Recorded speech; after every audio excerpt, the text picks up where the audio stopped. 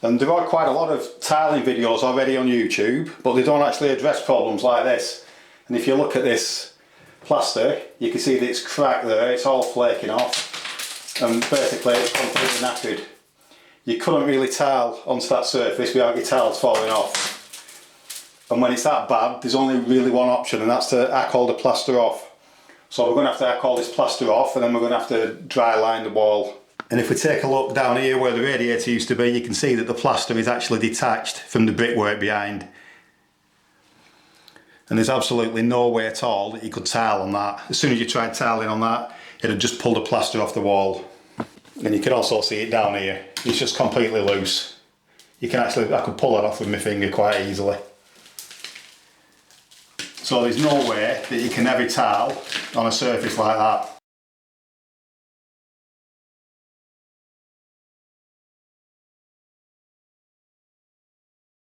I'm now going to tile this wall using these wall tiles, and these are a considerable size tile. You can get them quite a lot bigger than this, and you can get them quite a lot smaller. There are quite a few videos on YouTube that show you how to tile, and some of them are not very good, to be honest. One thing you should never start doing is tile in the corner. I've seen a video that shows you how to tile, and it shows you to start tiling in the corner, which is a very bad idea. There's every chance that this wall won't be square, so when you start tiling in the corner like that, it's going to throw all your tiles out. So normally a good starting point is dead in the centre of the wall. So what we need to do is check that when we put this tile on the centre there, it doesn't leave us with any awkward cuts at either end. So to demonstrate how to do it, I've set up the laser level, and I've set it up in the dead centre of this wall, and it's the dead centre vertically and horizontally.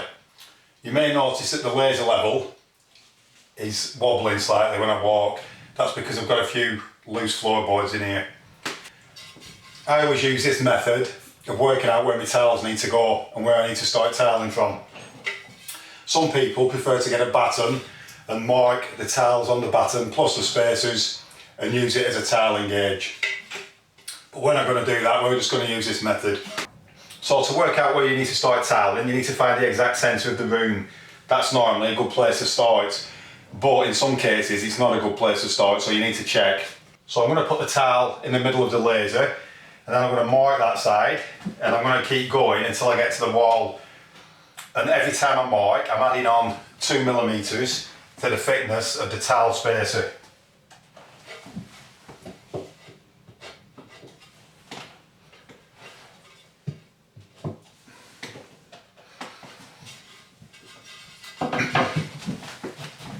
So you can see that when we get to this end, we've got maybe a third of the tile to cut off, which is good because that's not going to leave us with a thin slither, which is what you don't want. So now I'm going to do exactly the same thing going in this direction.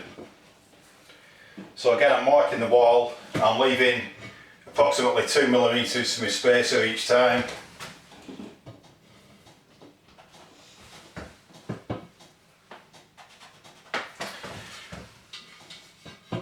And you can see that in this corner we've got a similar amount to cut off. So starting there in the centre is an extremely good idea on this wall because it's going to be perfect. We're just going to end up with a cut down each corner, which is what we want. But now we need to work out the actual height, the best place to start for the height. What you should never do is start tiling from the floor, from a skirting board, and come up, because the chances are it won't be level, and it's going to make it really complicated for you, and it's going to look terrible.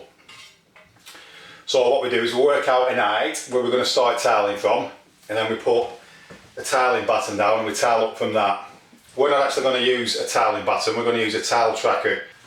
So I'm going to take the tile again and put it on the centre line, so that the centre of the line is approximately centre with the centre of the tile. And then I'm going to mark, and then what we can do is we can use that as a reference. We can go down, leave approximately 2mm, and we can see where the tile's going to land.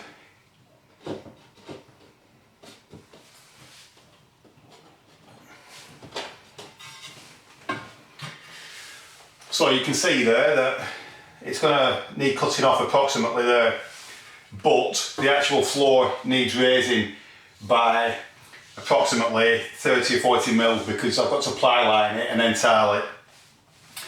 So what I'm going to do is I'm going to start tiling from approximately that height, and I'm going to start going upwards, and then the last tile for the floor I'll put in later, and I'll scribe cut it and cut it so that it's level with the floor tiles.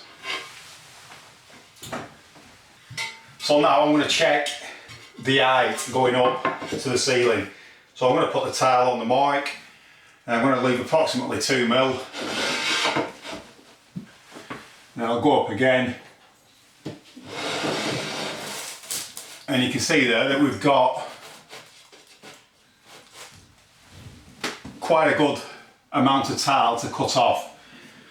So if we start tiling with the centre of the tile there, it's going to work out great for going that way to that wall. It'll work out good for going that way, and it'll also work good for going up and down.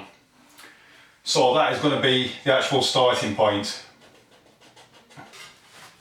You may notice that there's no bath in this bathroom at the minute, and I've purposely left the bath out because I'm going to tile the wall first, and I'm going to leave a gap around the actual bath, and then we're going to fit the bath, and then we're going to tile around the bath.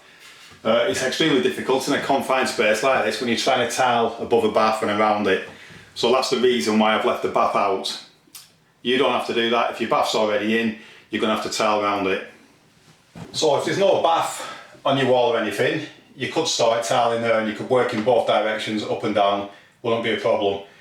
But in here we've got a bath, and to show you the level that the bath sits at, I've set the laser level up, and that's the approximate height. So if we did start where I was intending to start, which was there, we have a big problem in the fact that the tile is going to finish at the height of the bath. So I'm not entirely sure of the height yet. It could be 10mm up, 10mm down, because I've not fit it yet. But that would mean possibly cutting some really thin slivers of tile, which is virtually impossible. So instead of starting there, we'll still start there for the centre, so that's still our centre mark. But for the actual height, we're going to adjust it so that we get a good size cut on the tile there where the bath is.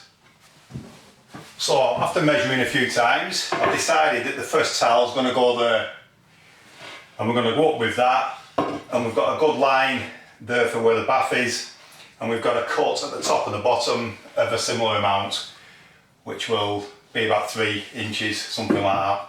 Another important point before you start tiling is to check that your laser level's working correctly.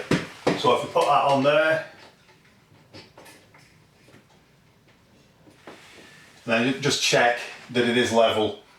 It's always a good idea to check, because if your laser level's faulty and you start tiling, your tiling's going to look a complete mess because it's not going to be level. So it's always a good idea to check that your laser level is working correctly. So I'm now just going to put some lines on the wall where the bath's going to be approximately.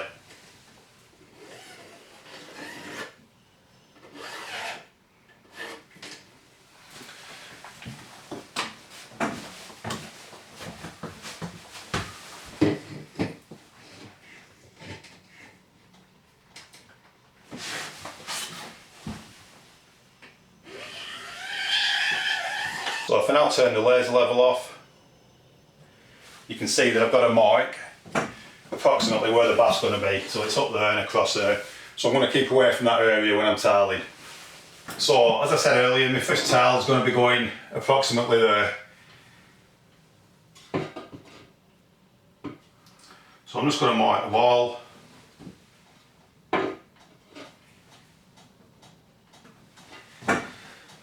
And the first tile that's outside of my area for the bath is here. So when I start tiling, I'm going to start tiling around this area. So all I need to do now is set the laser level up at the correct height, set the tile tracker up, and then we can start tiling.